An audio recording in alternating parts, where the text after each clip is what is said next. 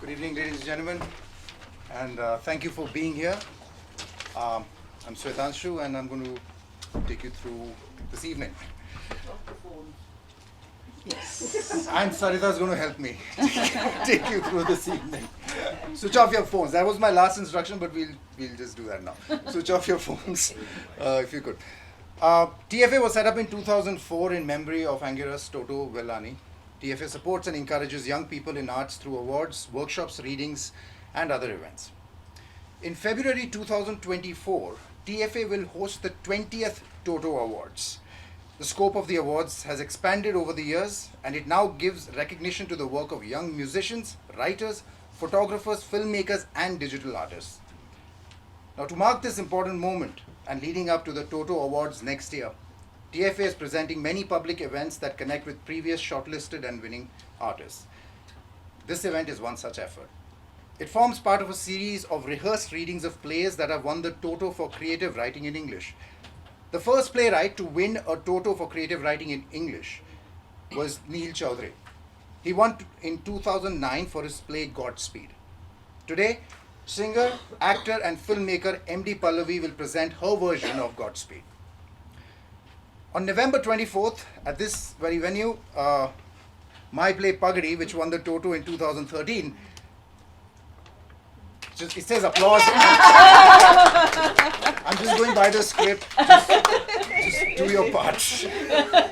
Will be performed with Vivek Vijay Kumaran performing that. The next day, on November 25th, will be Abhishek Majumdar's An Arrangement of Shoes, which will be interpreted by Nisha Abdullah. That play won the Toto in 2010. Now, TFA would like to thank Atta Galatta for partnering with us to present this series of play readings. Thank you very much. In November, TFA will also be presenting film and music related events at the Goethe Institute and Bangalore International Center respectively, so watch out for that. These will feature young artists whose work TFA has recognized.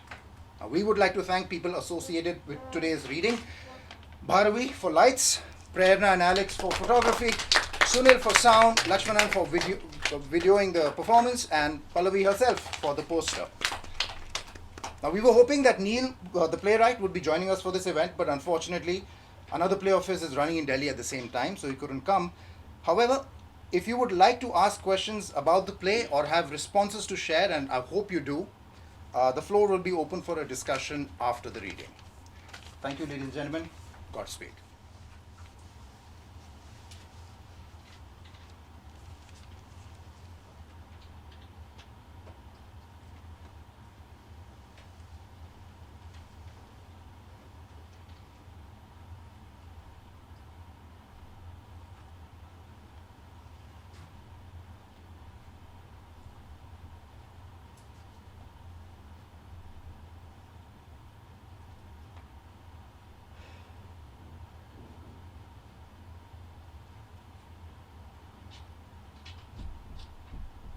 These are records of a lifetime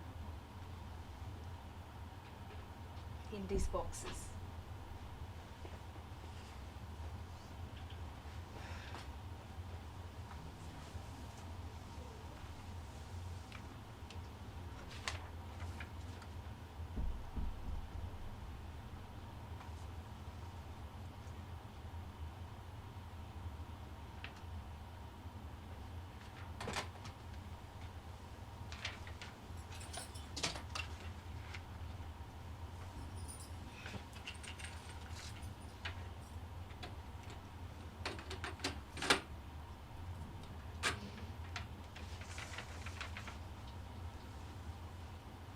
Every now and then he would play a song like this one.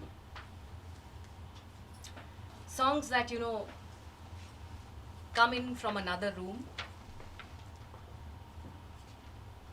over and over again. And you get so sick of them. Stop, please, play another song.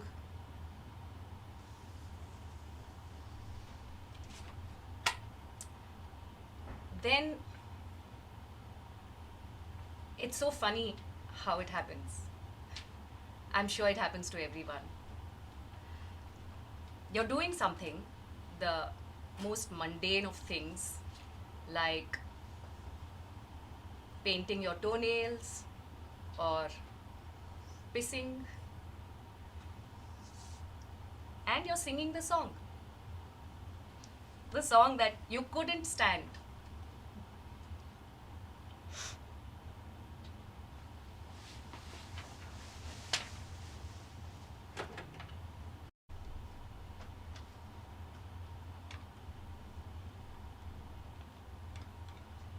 I hate pamphlets. Pamphlets are like dead foliage. You're supposed to step on them. And pamphlets are always trying to simplify. They assume that a person is a dummy and short on time. So they break things down in points, give you the highlights, acronyms, abbreviations like SADS.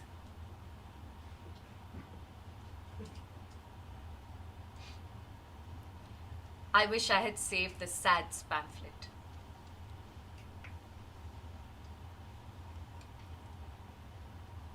The SADS pamphlet, it was handed over to us the day he passed. We were walking out of the door. It reminded me of return gifts at birthday parties, you know. Crayon pencil sets. Take it home. Destroy your parents' walls. Anyway, they were very polite. They're always polite in England. They said, here's some of our literature. You might like to go through. Just, peruse while you grieve. And right at the top, in tasteful red lettering, it said, cry.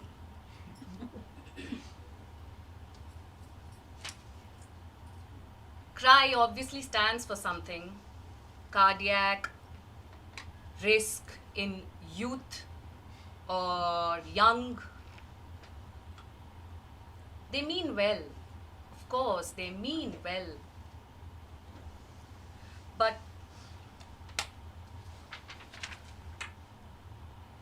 what do you do when someone young dies?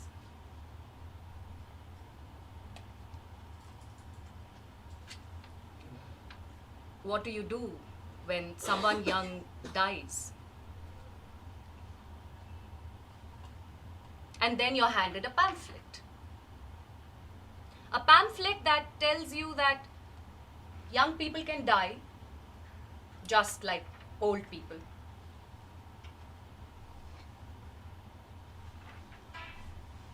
We know.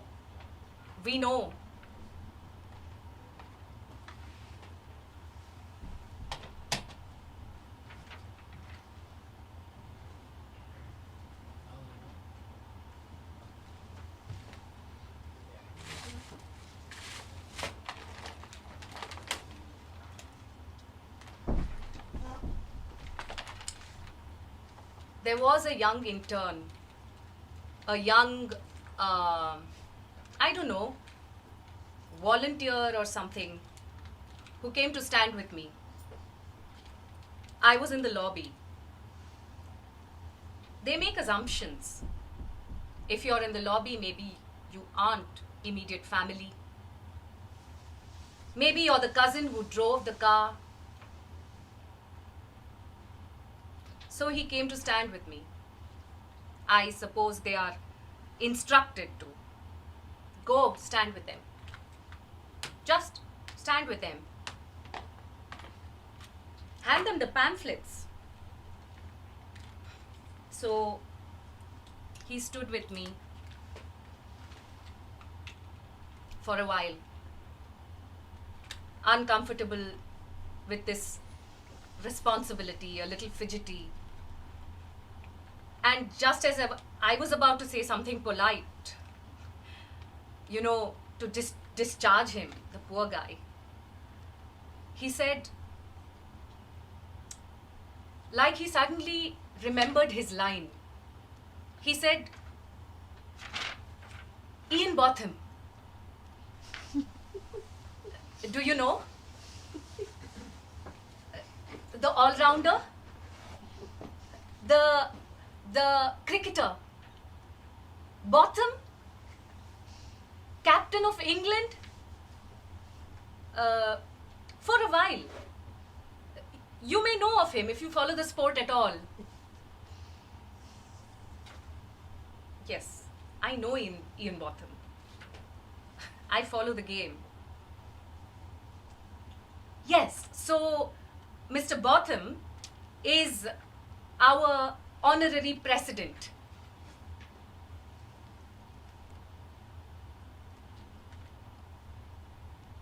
What an appropriate piece of information, you think?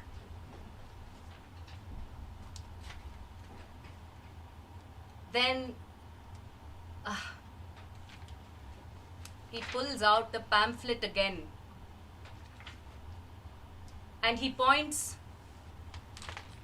to a little blurb where Mr. Botham, honorary president, says something like, it's so very terrible that young people are dying needlessly.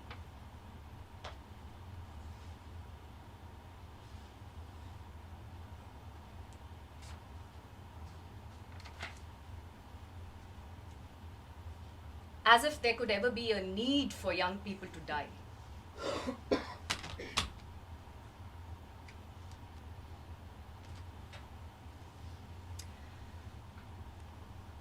So the boy explains to me that it is a significant thing that Botham is honorary president. He tells me about their commitment to athletes. The Cry logo is a little candy-shaped heart juggling a football and holding a badminton racket.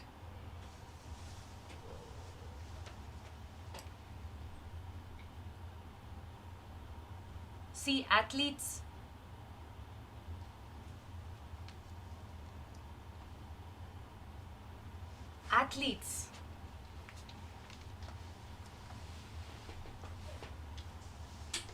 when someone young dies,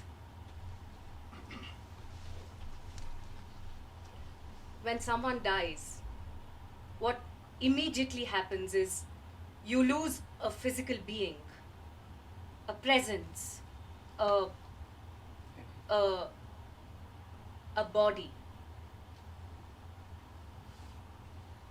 Well, now, no one will admit it, but when it is an old person, the body matters less. Because in most cases, the body gave up. What matters is that a life has passed, a lifetime, a long one.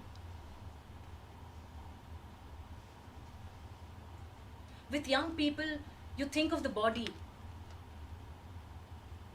You think of the figure of the person, young in their figure, in their muscles, in their movement, young in their bones.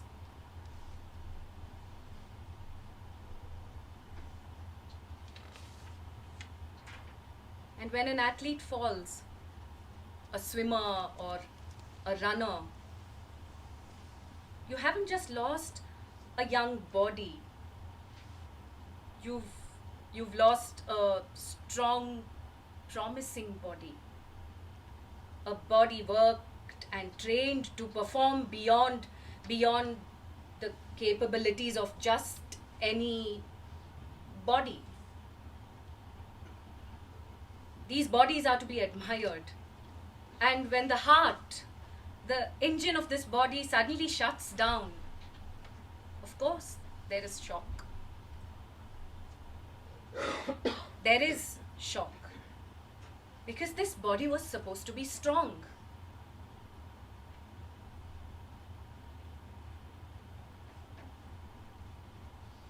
In the degrees of shock, of disbelief, an athlete's death would be high on the graph.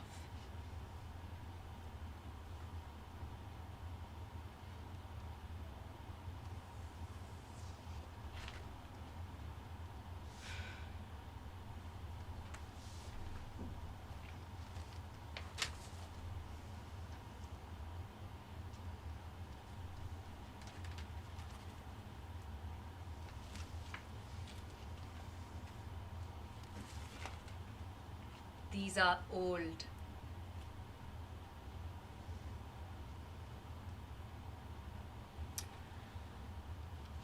So the volunteer in the hospital lobby, he asks me quietly, because we had been talking for 10 minutes then. I suppose he felt he had scaled an awkward fence, so to speak. More comfortable with his responsibility now. So he asked me,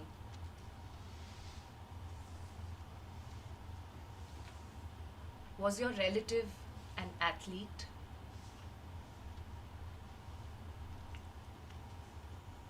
If I had said yes, we would have got a whole set of other pamphlets.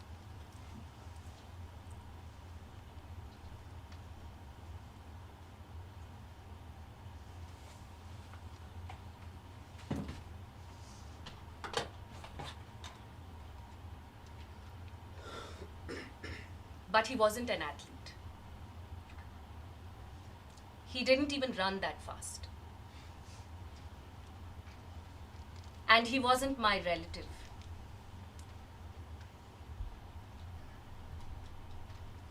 He was a 27-year-old gangly actor and musician.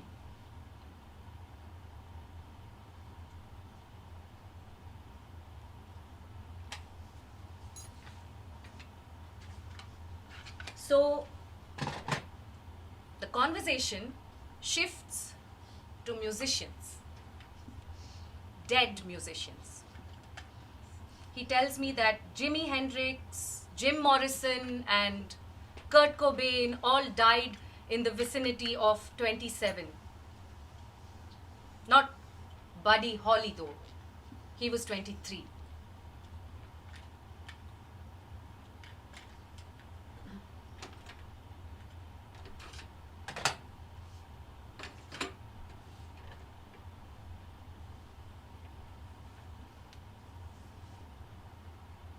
Then he said that Buddy Holly was his favorite and that a plane crash was closer to a heart attack because it was about fate and mechanics.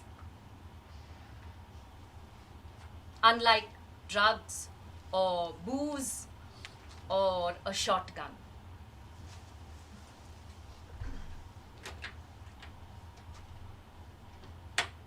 I liked this boy. Despite, or actually maybe because of his clumsy expression of sympathy. I mean, he realized I wasn't going to read his pamphlets. He didn't even extend them.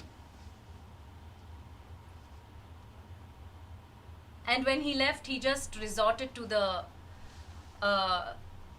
quaint British manner and said, "Thank you for your time.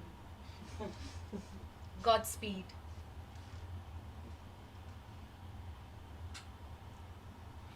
As a kid, I used to think that Godspeed meant running really fast at the speed of God.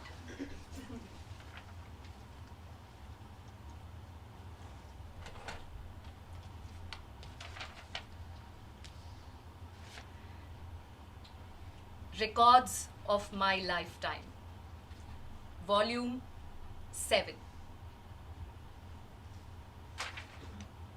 There's a pun on records. He would lament all the time that our generation missed out on owning records. LPs that were ours and not hand-me-downs. And because the mediums of our music collections changed so quickly, from tapes to CDs to MP3s, there was no, I guess, attachment to any of them. Well, tapes at most.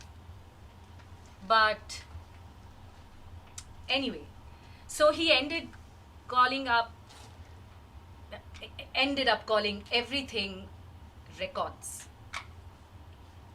A casual delusion that he held on to for, well, most of his lifetime.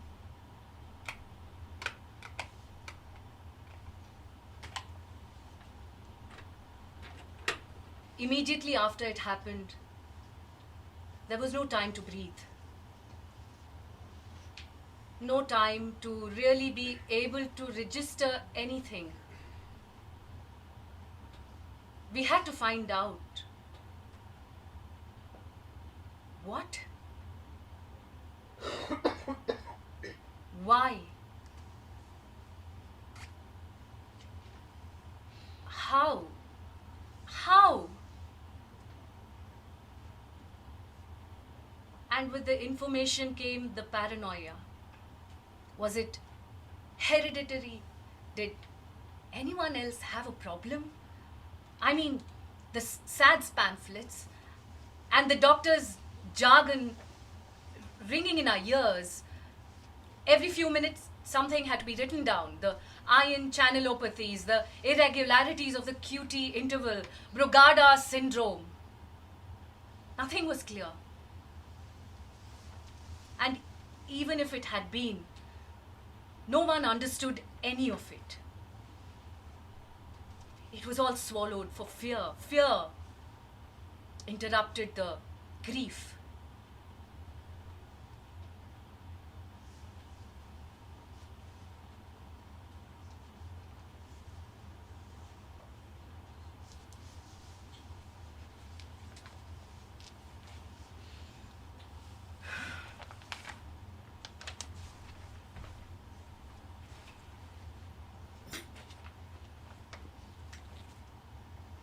Then it all went quiet for a while after we came back. Everyone was tested and things were fine. Everyone in the pink. So we picked things up. Some of us drove to Sangam for the immersion. And the rest began telling stories.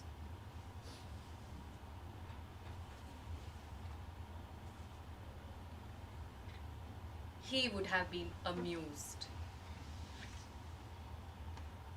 I think, to hear the versions of his life.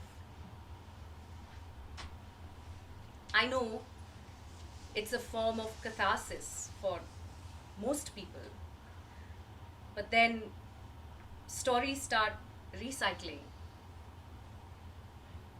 People get bored of them. Then stories are made up.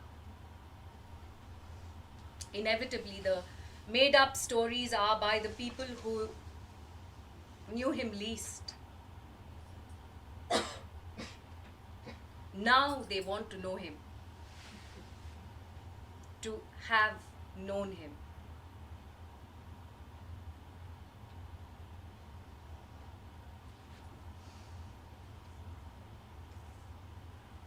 I find this far more therapeutic. The boxes, the storeroom, even the dusting. And most of my stories are about songs.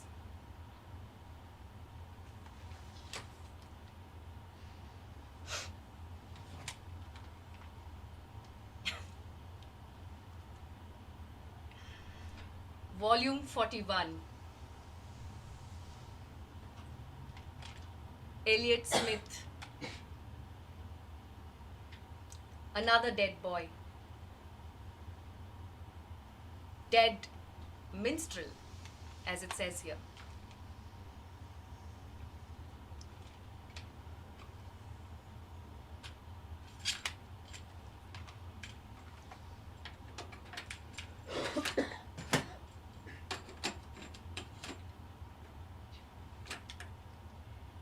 He loved Elliott Smith, this American singer, from the instant that we first saw him.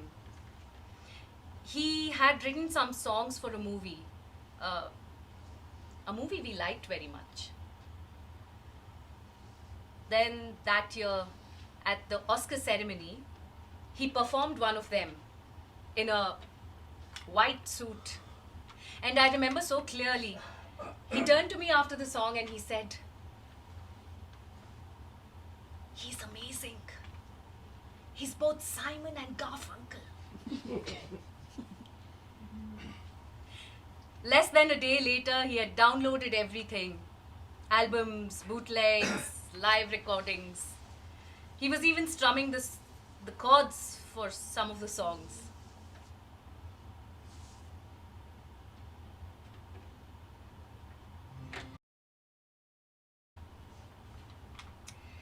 It got a little bit heavy, for me at least.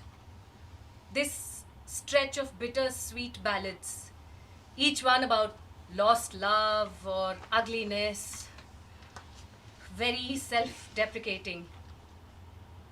I withdrew. I went back to my cheery bubblegum pop music. Listening to Elliott Smith was like inviting blue fever.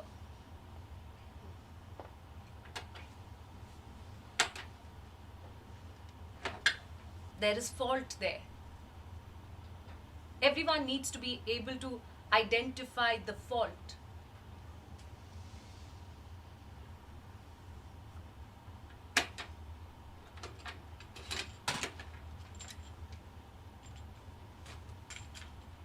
With his death, there was no identifiable fault. Nothing inherited, nothing acquired, nothing inflicted. Really. There was cause in the sense of scientific explanation, but even a lot of this was just guesswork. The reason why they call it sudden arrhythmic death syndrome, which is what SADS is because there's no build-up or warning, no diagnosed disease. The rhythm of your heart goes through sudden complications. Ventricular arrhythmia. The circuitry is damaged and it's over very quickly, spontaneous death as they call it.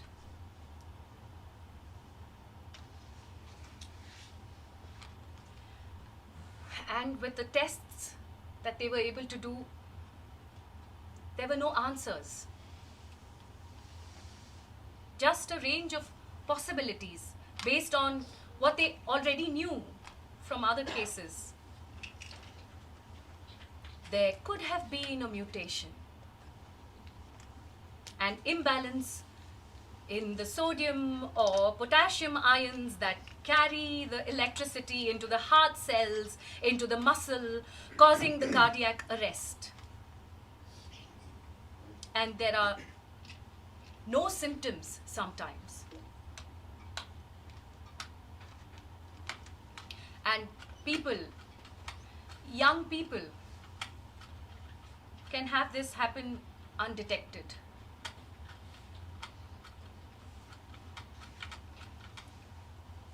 No one could have any idea that this was coming. And it is rare. I mean, it is really rare. His case is 1 in 5.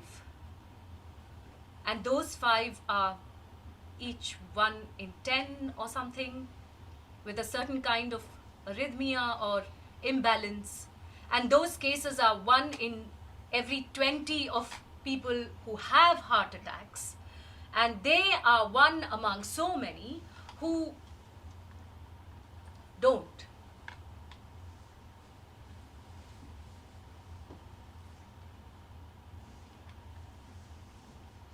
The odds are incredible.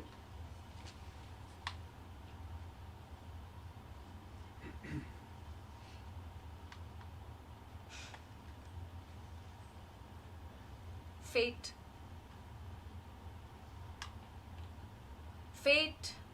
and mechanics.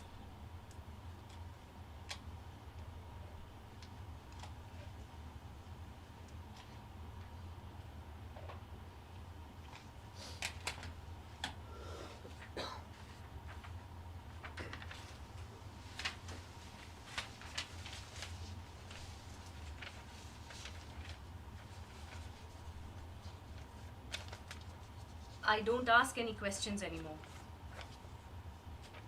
I don't see the point. I wonder though, because not much time has passed, so I can still talk about it now. But I'm curious. A car crash death involving a young person will always be remembered as that. A car crash death. The person remains 27, the youngest 27-year-old you will ever know.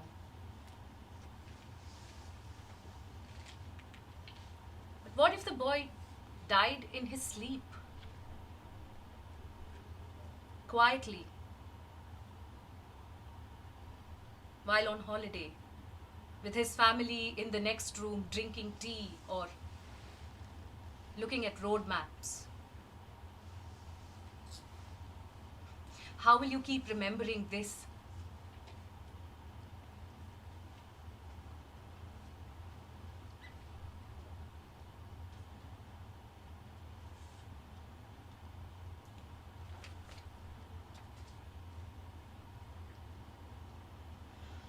Anyway, next week there's a memorial for friends and extended family. The family wants it to be light-hearted. A light-hearted thing,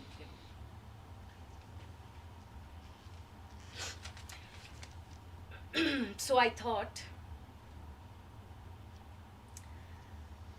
there's a piece of music he wrote, and he even scribbled some lyrics for it.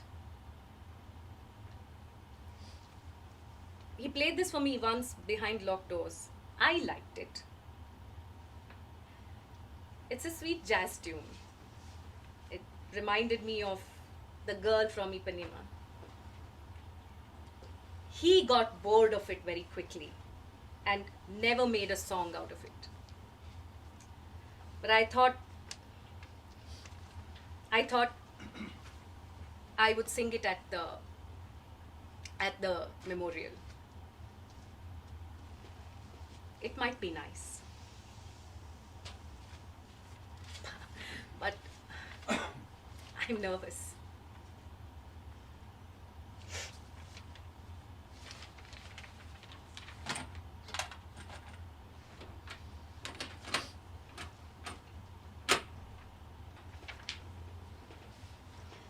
So I've been testing it out.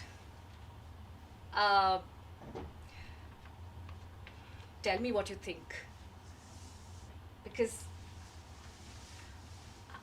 I don't want to do this in front of 30 people and make an ass of myself.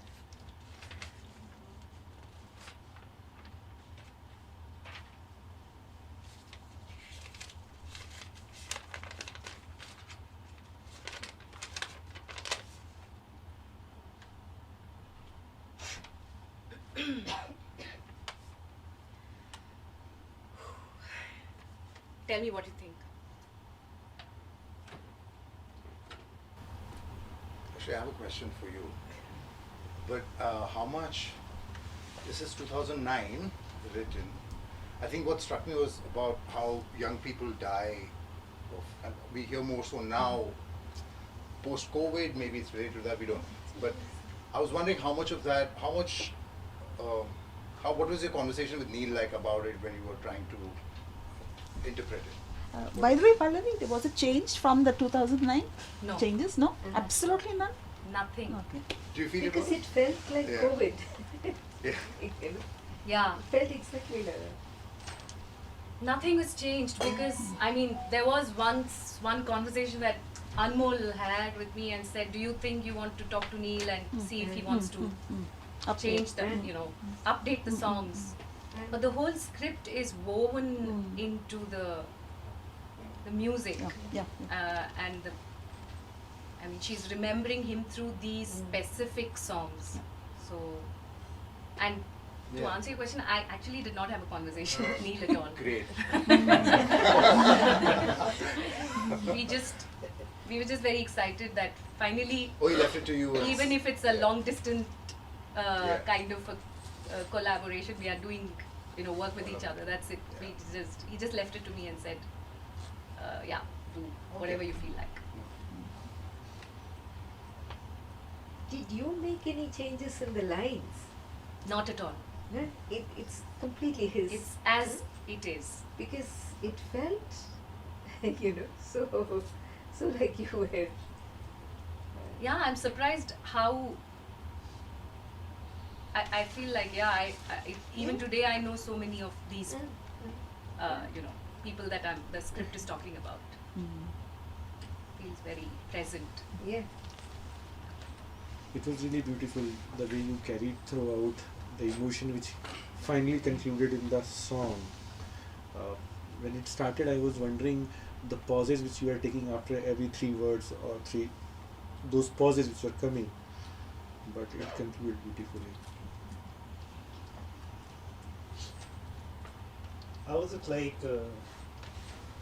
this is almost a love letter to a friend who's just died. How was it like reading 14 years later? Like you've grown older. Like it was very emotional for me actually. Yeah. Did that creep in that the idea that this was written in 2008?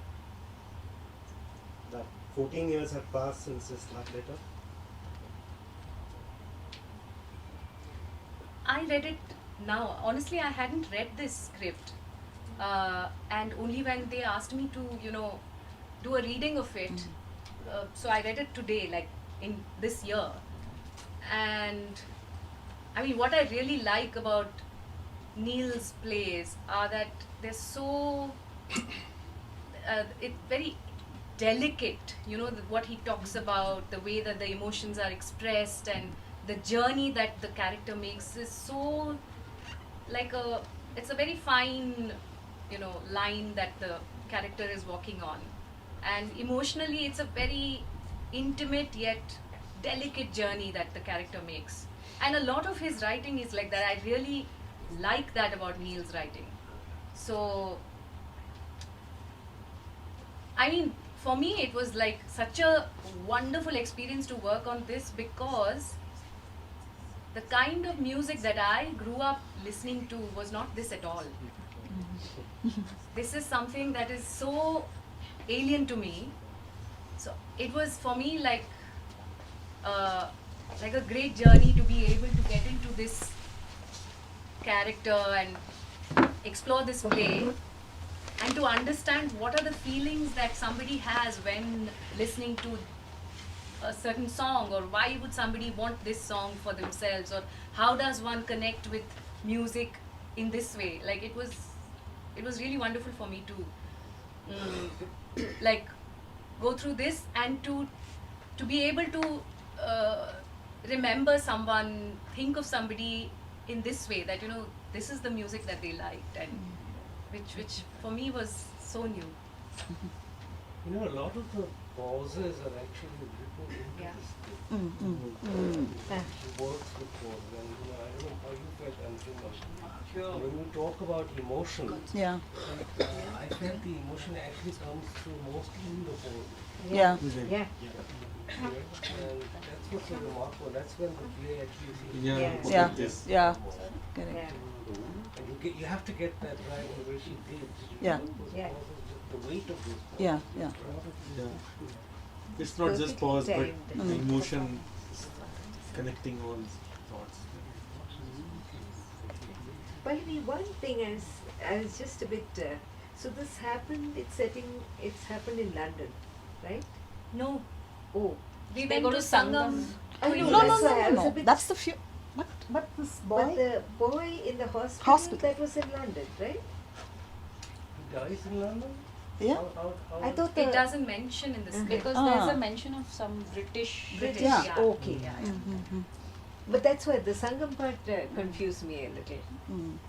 So- Must I have really gone- haven't asked Neel. No. I've really gone completely just with the Okay. script. Yeah. Mm. And for me, I feel that this boy was here Okay. Ah. Okay. because she says we all kind of were okay, and then for some time we were okay, and then some of us Yeah. went to Sangam. Mm. Yeah. Yeah. So geographically for me, Yeah, yeah, yeah. the boy was Yeah. here. Yeah. Ah. Yeah.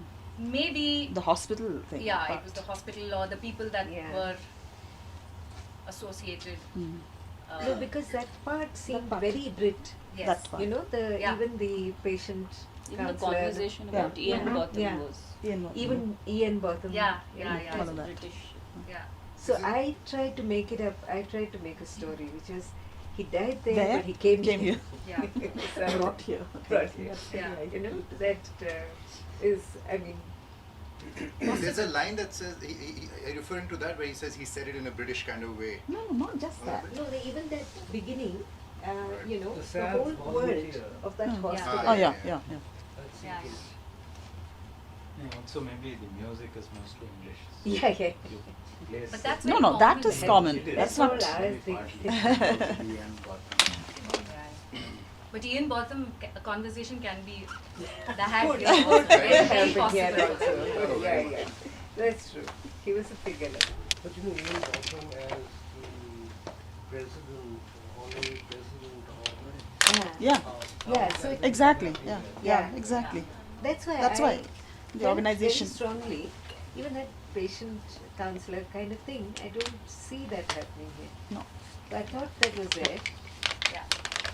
Very possible. Mm. Because Sangam's stuck out. Yeah, Yeah. yeah. Of course. Yeah, suddenly. I mean, for me, I think even if that thought crossed my mind, for me it felt more accessible if the person was here. Yes. Yeah, yeah. I kind of, Yeah. in my No, mind, all easier. of All that, of it. absolutely. Yeah, yeah. So we have time for just one more comment slash question. 27. How old was I think Neel when he Neel wrote must it? have been about 27 Yeah. when he wrote Yeah. this. Right? Oh, oh. 27 appears in the Okay. Yeah. Yeah. law. Yeah. And it's Yes, true. that. Many of the musicians have, including Janis Joplin, Yeah. died at 27. Mm. Jimi Hendrix, Yep. all that generation. And the theme, the grave theme, what prompted him, and I Kriti, know. of course, Yeah. when he wrote it, to perform this initially. Yeah. What is it that made him write this? Yeah. They were dared to ask him. I know. Yeah. It's not something you would imagine someone tackling at that age. Yes. Unless they've actually experienced the death of a close one at Mm, that mm, age. mm. The medical details were very deep. Yeah. You know, he had to have known quite a bit to put it in. I mean, that would have taken some. Thank you very much, ladies and gentlemen. That's all the time we have. Thank you so much for being here, Pallavi.